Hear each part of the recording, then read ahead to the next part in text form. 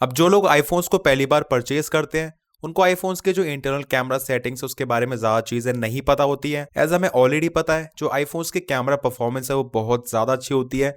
अब चाहे हम बात करें फोटोज की या फिर वीडियोस की, स्पेशली हम बात करें लेटेस्ट आईफोन 17 सीरीज की, तो इनमें इनफैक्ट एप्पल ने काफी सारे नए फीचर्स ऐड करे हैं एंड इसी के साथ लेटेस्ट iOS 26 में भी। सो मेरे पास है iPhone 17 and iPhone 17 Pro and आपको इस वीडियो में बताने वाला हूँ कैमरा की hidden settings and tips and tricks. And guys I guarantee काफी सारी चीजें ऐसी बताने वाला हूँ जो कि आपको अब तक बिल्कुल भी नहीं पता होंगी। So make sure to watch this video till end इसी तरह की और वीडियोस को देखने के लिए you can subscribe our channel Gadgets Life. अब ये चीज हमें ऑलरेडी पता है दैट एप्पल ने iPhone 17 Pro and Pro Max में 4x टेलीफोटो कैमरा प्रोवाइड करा है, जिस तरीके से 15 प्रो 16 प्रो में 5x लेंस मिलता था। इनफैक्ट यहाँ पे जो टेलीफोटो कैमरा उसका रेजोल्यूशन 48 मेगापिक्सल है, जो कि पुराने आईफोन्स में जस्ट 12 मेगापिक्सल ही था। सो जैसे हम कैमरा एप्लीकेशन को ओपन करते हैं उसके बाद हम देखते हैं नॉर्मल फोटो मोड में 1x 2x, उसके बाद हमें यहाँ पे ऑप्शन मिलता है 4x का एंड उसके बाद 8x का। अब मैं स्पेशली बात करना चाहूंगा पोर्ट्रेट मोड की। यहाँ पे आप देखेंगे आपको जो जूम रेंजेस मिलती हैं वो है 1x 2x एंड 4x। तो यहाँ पे कुछ लोगों को लग सकता है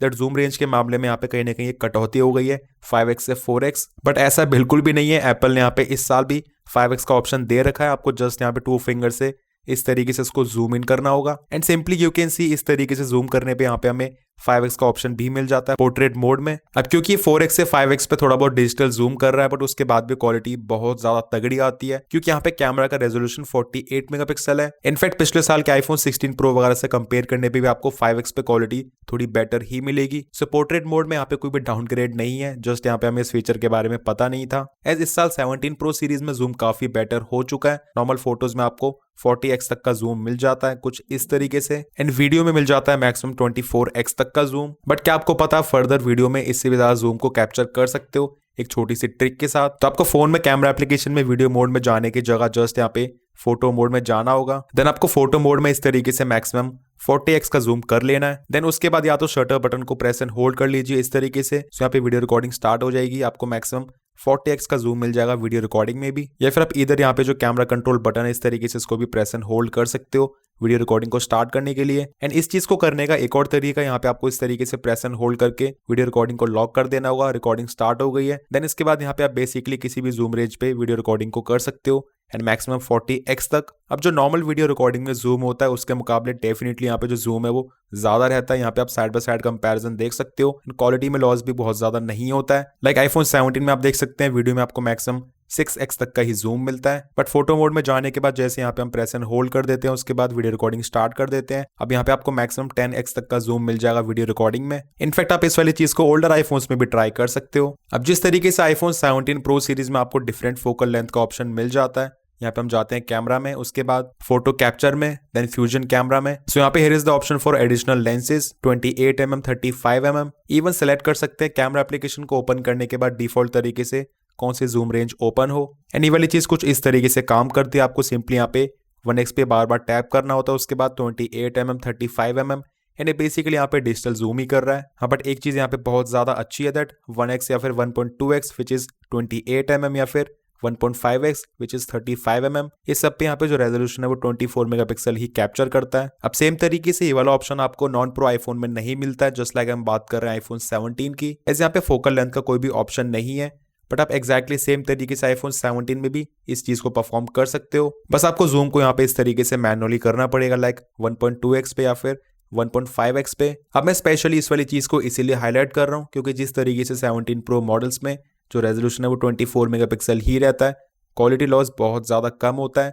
एग्जैक्टली सेम तरीके से आईफोन 17 में भी 1.2 या फिर 1.5x जूम रेंज पे आपको काफी शार्प एंड डिटेल फोटोज मिलेंगे 24 मेगापिक्सल रेजोल्यूशन की वजह से। इनफैक्ट जितने भी आईफोन्स में 48 मेगापिक्सल का प्राइमरी कैमरा है, जस्ट लाइक आईफोन 15 सीरीज से लेके आईफोन 17 सीरीज तक, उन सभी में 1x से लेके 1.9x तक यहाँ पे आप जूम करते हैं, सो आपको यहाँ पे जो रेजोल्यूशन है वो जस्ट 24 मेगापिक्सल ही मिलता है। तो ये काफी अच्छी चीज बन जाती है। यहाँ पे जो क्वालिटी लॉस है वो बहुत ज्यादा कम होता है। एंड ये वाली चीज एग्जैक्टली सेम तरीके से काम करती है पोर्ट्रेट मोड में भी।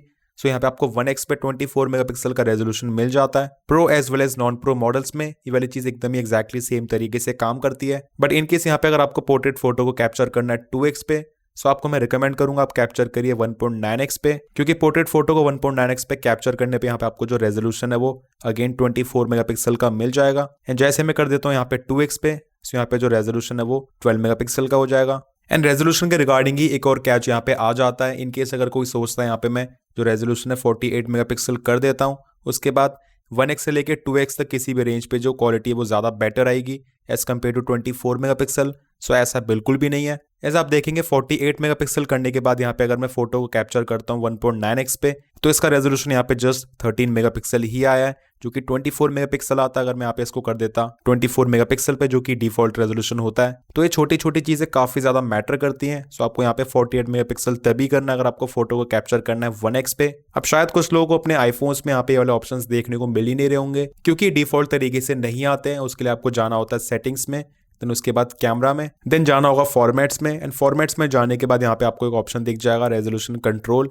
ये हमेशा डिफॉल्ट तरीके से ऑफ आता है। एंड इसके ऑफ होने पे यहाँ पे आप देखेंगे आपको कोई भी ऑप्शन देखने को नहीं मिल रहा है, बट इसे ऑन करने के बाद यहाँ पे हमें जो 24 मेगापिक्सल या फिर 48 मेगापिक्सल है, ये वाले रेजोल्यूशन को कंट्रोल करने का ऑप्शन देखने को मिलता है। सो मेक श्योर आप इसको ऑन जरूर रखें। एंड इसी के साथ फोटो कैप्चर में जाने के बाद फोटो मोड में जो डिफॉल्ट रेजोल्यूशन है इसको भी 24 मेगापिक्सल ही रखें। एस 12 मेगापिक्सल के मुकाबले यहाँ पे जो साइज है वो डबल नहीं होता है, बट आपको क्वालिटी कहीं ना कहीं डबल मिल जाती है शार्पनेस डिटेल्स के मामले में। ऐसे यहाँ पे मेंशन भी करते हैं 12 मेगापिक्सल का फोटो अराउंड 2 MB का एंड 24 मेगापिक्सल का अराउंड 3 MB का। तो फोटो का साइज यहाँ पे कहीं ना कहीं केवल 1.5 टाइम्स ही हो रहा है, बट क्वालिटी कहीं ना कहीं डबल हो रही है। एक और काफी कमाल की चीज है स्पेशली आईफोन 17 सीरीज में, क्योंकि आपको iPhone 17 as well as 17 Pro दोनों में 48 मेगापिक्सल का अल्ट्रावाइड कैमरा मिल जाता है। एंड मेन कैमरा की तरह यहाँ पे जो उसका डिफॉल्ट रेजोल्यूशन है वो भी 24 मेगापिक्सल ही है। यहाँ पे आप देखेंगे मैंने अल्ट्रावाइड कैमरा से फोटो कैप्चर करा है, रेजोल्यूशन 24 मेगापिक्सल, तो that is really a great thing. But क्या आपको पता है जिस तरीके से 1x से लेके 1.9x तक 24 मेगापिक्सल का रेजोल्यूशन वाली चीज काम करती है, एग्जैक्टली सेम तरीके से 0.5x से लेके 0.9x तक सेम चीज काम करती है। मतलब यहाँ पे इन केस अगर मैं फोटो को कैप्चर करता हूँ 0.8x पे, जो कि बेसिकली अल्ट्रावाइड कैमरा के डिजिटल जूम है, तो यहाँ पे आप देखेंगे फोटो का रेजोल्यूशन भी 24 मेगापिक्सल आएगा। That simply means iPhone 17 series में 0.5x से लेके 1.9x तक आपको एंटायरली 24 मेगापिक्सल का रेजोल्यूशन ही मिलता है। तो ये काफी तगड़ी कंसिस्टेंसी है रेजोल्यूशन के मामले में। एप्पल ने इस चीज को बहुत अच्छी तरीके से मैनेज करा हुआ है। अब एक और चीज डिफॉल्ट तरीके से ऑफ आती है, जो यहाँ पे इंडिकेटर्स। यहाँ पे आप देखेंगे फोटो या फिर वीडियो मोड में जाने के बाद आपको यहाँ पे ऊपर कुछ भी शो नहीं होगा। इन ऑप्शंस को देखने के लिए आपको यहाँ पे ऊपर टैप करना होगा, उसके बाद फ्लैश, एक्सपोजर, एक्शन मोड या फिर डुअल कैप्चर वीडियो मोड आपको शो होंगे। बट मेरे हिसाब से इजी एक्सेस के लिए यहाँ पे ऊपर टॉप पे शो होनी चाहिए। तो इसके लिए हमें जाना होगा सेटिंग्स में, उसके बाद कैमरा में, एंड नीचे स्क्रॉल करने पे आप देखेंगे इंडिकेटर्स। अभी डिफॉल्ट तरीके से ऑफ होते हैं, सो यहाँ पे आपको इनको ऑन कर लेना है अपने यूज के हिसाब से। मैं स्पेशली यहाँ पे ऑन करना चाहूंगा एक्शन मोड या फिर डुअल कैप्चर। एंड इसे ऑन करने के बाद यहाँ पे अब आप देखेंगे आपको दोनों टॉगल्स दिख जाएंगे जो कि अभी हमने ऑन करे थे। सो यहाँ पे आप सिंपली इस तरीके से एक बार में टैप करके इनको एक्सेस कर सकते हो। कैमरा सेटिंग्स में ही एक और ऑप्शन आपको जरूर से ऑन रखना है, which is portraits in photo mode. अब ये वाला फीचर बेसिकली आईफोन 15 सीरीज से इंट्रोड्यूस हुआ था, बट सच में ये वाला फीचर बहुत ही ज्यादा यूजफुल है, बहुत अच्छा फीचर है ये। अब इसे ऑन करने के बाद बेसिकली आप अगर किसी भी ह्यूमन सब्जेक्ट का या फिर कैट और डॉग का फोटो कैप्चर करते हो, तो आप सिंपली बाद में उसको पोर्ट्रेट फोटो में कन्वर्ट कर सकते हो। एंड जो बाद में पोर्ट्रेट फोटो कन्वर्ट होगा वो एक्चुअल में उस तरीके से ही होगा जैसे आप उस टाइम पे पोर्ट्रेट फोटो कैप्चर करते, लाइक एक्चुअल में depth information with proper as detection. And इस वाले फीचर को ऑन करने के बाद एक और चीज यहाँ पे काफी यूजफुल बन जाती है, जस्ट लाइक यहाँ पे जैसे ये ह्यूमन फेस को डिटेक्ट करता है, उस केस में आपको नीचे एक छोटा सा F का साइन दिख जाएगा, तो उस पर टैप करने के बाद भी यहाँ पे पोर्ट्रेट मोड इनेबल हो जाता है। तो फोटो मोड में ही यहाँ पे आप पोर्ट्रेट फोटोज का कैप्चर कर सकते हो बिना पोर्ट्रेट मोड में जाए, तो दैट इज ऑल्सो कन्वीनियंट। अब as we all know iPhones में हमें वीडियोस में बहुत तगड़ा स्टेबलाइजेशन मिल जाता है, स्पेशली हम बात करें 0.5x की या फिर 1x की, इनफैक्ट 2x तक भी। पर जैसे ही जूम रेंज यहाँ पे थोड़ी बढ़ने लग जाती है, देन ऑब्वियसली स्टेबलाइजेशन को होल्ड अप कर पाना थोड़ा मुश्किल हो ही जाता है, क्योंकि जूम रेंज में यहाँ पे जो मोशन है वो बहुत ज्यादा डिटेक्ट होता है। सो जिस तरीके से आईफोन 17 प्रो मॉडल्स में 4x के बाद इवन आपको 8x का भी ऑप्शन मिल जाता है, तो इन जूम रेंज पे खास करके आपको रनिंग वगैरह के टाइम पे स्टेबलाइजेशन बहुत ज्यादा अच्छा नहीं दिखेगा। तो इसकी एक बहुत ही बढ़िया ट्रिक है, आपको जस्ट यहाँ पे इन वाले जूम रेंजेस पे वीडियो को शूट करना है एक्शन मोड में। अब नॉर्मल वीडियो की तरह ही एक्शन मोड पे भी आप वीडियोस को कितने भी जूम रेंज में कैप्चर कर सकते हो। यहाँ पे आप जूम इन कम या फिर ज्यादा भी कर सकते हो इस तरीके से। तो खास करके रनिंग वगैरह के टाइम पे आपको यहाँ पे स्टेबलाइजेशन में काफी ज्यादा डिफरेंस दिख जाएगा।